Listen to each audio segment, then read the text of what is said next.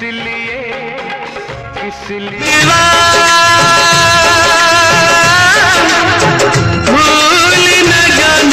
Aditya Pancholi Bollywood industry का एक ऐसा जाना माना नाम है जो फिल्मों से ज्यादा अपने विवादों को लेकर चर्चाओं में बने रहते हैं। जिंदगी की तलाश में हम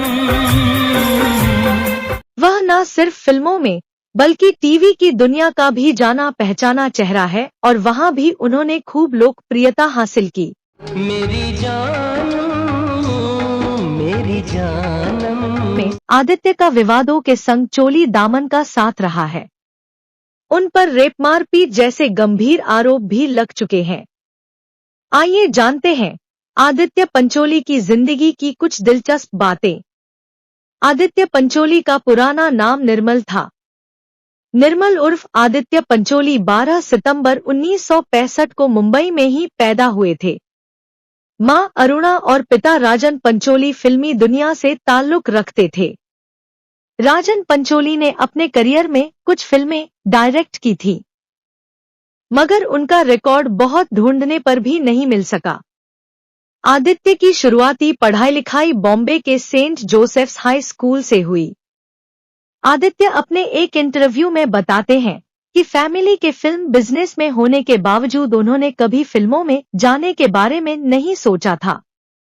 वो अच्छी कदकाठी के थे, इसलिए देश की सेवा करने के लिए नेवी में जाना चाहते थे।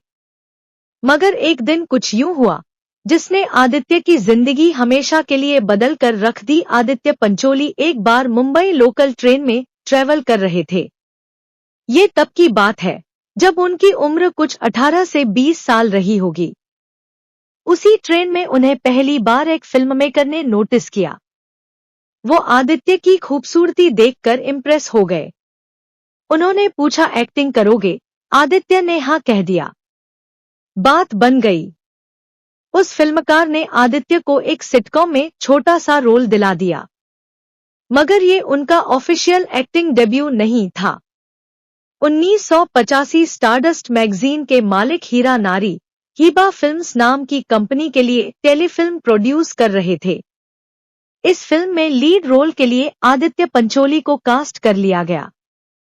फिल्म का नाम था शहादत। अगले कुछ दिनों में आदित्य सोने का पिंजरा, स्याही, कलंक का टीका समेत 5 से 6 टेलीफिल्म्स में नजर आए। मगर जैसा कि हमने आपको बताया कि ये सारी टेलीफिल्म्स थी, यानी ये फिल्में सिर्फ टीवी पर दिखाई जानी थी, थिएटर्स में नहीं। मगर इसी साल वो सस्ती दुल्हन महंगा दुल्हा नाम की फिल्म में नजर आए। इस फिल्म को बप्पी सोनी ने डायरेक्ट किया था। बतौर डायरेक्टर के उनकी आखिरी फिल्म साबित हुई। बप्पी वही डायरेक्टर हैं जिन्होंने सुनील दत्त और वहीदा रहमान के साथ एक फूल चार कांटे नाम की फिल्म बनाई थी। इसके अलावा उन्होंने ऋषि कपूर के साथ बड़े दिलवाला और अशोक कुमार विनोद खन्ना को लेकर जेल यात्रा जैसी फिल्में बना रखी थी। सस्ती दुल्हन महंगा दुल्हा में क्रेडिट प्लेट पर लीड हीरो का नाम निर्मल पंचोली लिखा गया था। इस फिल्म के बाद निर्मल ने अपना नाम बदलकर आदित्य पंचोली कर लिया। आदित्य पंचोली के करियर की पहली बड़ी फिल्म थी दयावान।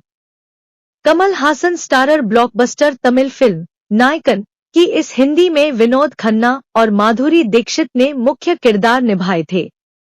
फिल्म में आदित्य का रोल विनोद खन्ना के दामाद का था। ये फिल्म सुपरहिट साबित हुई। आदित्य को दनादन काम मिलने लगा, मगर अपने प्रोजेक्ट्स कायदे से चुनने की बजाय आदित्य हर दूसरी फिल्म में नजर आने लगे। लीड रोल में उनके करियर की पहली फिल्म तक चुप रहेंगे। फिल्म नहीं चली। इसके साथ साथ वो तमाम फिल्में भी पिट्टी चली गईं, जिसमें आदित्य लीड एक्टर के तौर पर दिखाई दिए थे। आदित्य को भी धीरे धीरे ये समझ आने लगा था कि हीरो के तौर पर उनका करियर खत्म हो चुका है, इसलिए अब वो सपोर्टिंग रोल्स करने लगे थे। आगे उन्होंने संजय गुप्ता की आतिश, Shahrukh Khan Juhi Chawla starrer yes boss और अमिताभ बच्चन के साथ आंखें जैसी फिल्मों में काम किया। यस बॉस में नेगेटिव रोल करने के लिए उन्हें फिल्म फेयर बेस्ट विलन का नॉमिनेशन भी मिला था। मगर उनकी बदकिस्मती रही कि उसी साल गुप्त जैसी तगड़ी थ्रिलर रिलीज हुई थी। फिल्म में बेहतरीन परफॉर्मेंस के लिए ये अवार्ड काजोल को मिल गया। अपने करियर पर बात करते हुए आदित्य बताते हैं कि जब उन्होंने एक्टिंग शुरू किया तब वो मात्र 18 साल के थे। उन्हें इतनी कम उम्र में ढेर सारा पैसा और फेम मिल गया। उन्हें समझ नहीं आया कि इन चीजों को कैसे हैंडल करना है। मगर वो अपनी सबसे बड़ी कमी ये मानते हैं कि उन्होंने कभी अपनी इमेज पर ध्यान नहीं दिया। समय के साथ उनकी छवि एक बिगड़ैल फिल्म स्टार की बनती चली गई, जिसने उनके करियर और जीवन को बहुत नुकसान पहुंचाया। मगर अपने इस अफसोस को वो पॉजिटिविटी में लपेट कर कहते हैं। 1986 में आदित्य कलंक का टीका नाम की फिल्म पर काम कर रहे थे। इस फिल्म में आदित्य पंचोली के साथ ज़रीना वहाब काम कर रही थी। जब अमिताभ बच्चन से शादी के बाद जया बच्चन फिल्मों से दूर हो गई, तो ज़रीना को उनकी रिप्लेसमेंट के तौर पर देखा जाने लगा था। इसके पीछे की वजह ये थी कि जया की ही तरह ज़रीना ने भी FTTI यानी पुणे फिल्म इंस्टीट्यूट से एक्टिंग की ट्रेनिंग ली थी। साथ ही उनकी एक्टिंग में एक खास तरह की सब्टिलिटी पाई जाती थी। 1974 में करियर शुरू करने के 5 सालों के भीतर ज़रीना बड़ी स्टार बन चुकी थी। उनके खाते में बासु चैटर्जी की फिल्म चिच्चोर के अलावा घरौंदा जैसी सफल फिल्में थीं। 1978 में उन्होंने कमल हासन के साथ मदनोसल्वम नाम की मलयाली फिल्म में काम किया, जो बड़ी हिट रही। कहने का मतलब वो स्टार थी। कलंक का टीका के सेट पर आदित्य और ज़रीना पहली बार मिले। आदित्य उम्र में उनसे 6 साल छोटे थे। कुछ ही दिनों में इनकी खूब बनने लगी। फिल्म की शूटिंग के दौरान ही इन दोनों डेटिंग शुरू कर दी। फिल्म की रिलीज के अगले कुछ ही दिनों में इन दोनों शादी करने का फैसला ले लिया। मगर ज़रीना के परिवार वाले इस इंटररिलीजन शादी के सख्त खिलाफ थे। मगर परिवार वालों के खिलाफ जाते हुए 1986 के आखिर में ज़रीना और आदित्य ने शादी कर ली। कागज पर उनकी शादी आज भी मजबूत नजर आती है।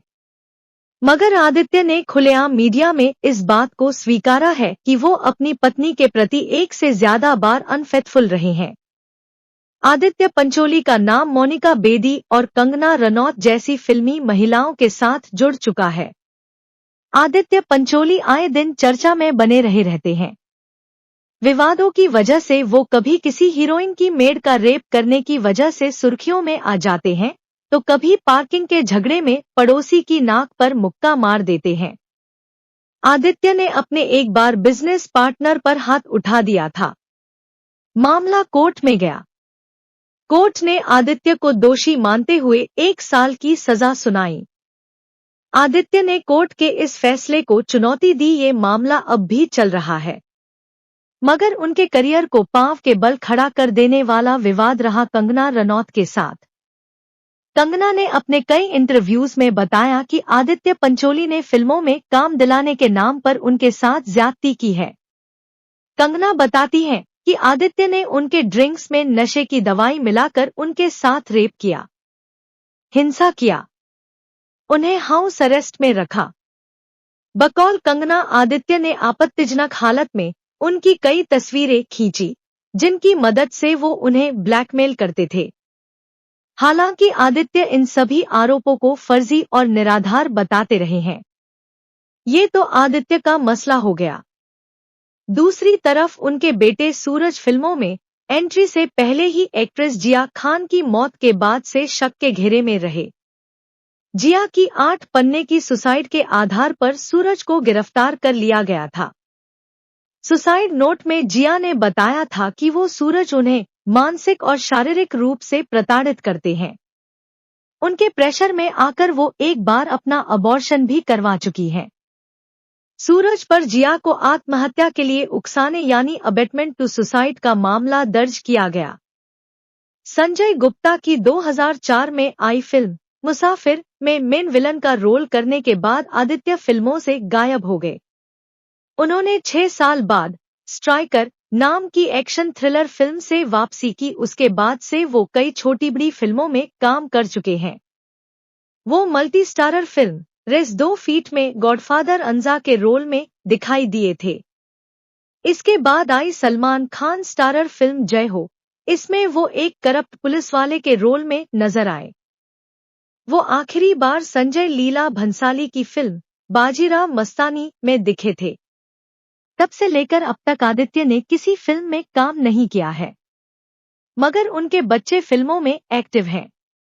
आदित्य के बेटे सूरज को सलमान खान ने अपने प्रोडक्शन में बनी फिल्म हीरो से लॉन्च किया था। ये फिल्म 1983 में आई सुभाष घई फिल्म हीरो का ऑफिशियल रीमेक थी। इस फिल्म में सूरज के साथ आदित्य भी नजर आए थे। हालांकि इतने जतन के बाद भी ये फिल्म चल नहीं पाई। इसके बाद सूरज गायब हो गए। उन्होंने 2019 में आई फिल्म सैटेलाइट शंकर से वापसी की, मगर ये फिल्म भी सफल नहीं हो पाई। आदित्य की बेटी सना भी फिल्मों में आना चाहती थी। बताया जाता है कि उन्हें सुनील दर्शन की फिल्म शाका लाका बूम बूम में बॉबी देओल के अपोजिट कास्ट किया गया था। सना फिल्म की शूटिंग के लिए साउथ अफ्रीका भी जा चुकी थी, मगर उन्हें वहां से वापस भेज दिया गया और उनके रोल में कंगना रनौत की कास्टिंग हो गई। हालांकि इसके पीछे की वजह साफ नहीं हो पाई। इस घटना के कुछ ही समय बाद सना को मुंबई के क्लब से गिरफ्तार किया गया, जहां रेव पार्टी चल रही थी। यहां शक्ति कपूर के बेटे सिद्धांत कपूर भी मौजूद थे, मगर बाद में ये दोनों ही स्टार किड्स छूट गए। सना अब फिल्मों से दूर गोवा में एक रेस्टोरेंट चलाती हैं।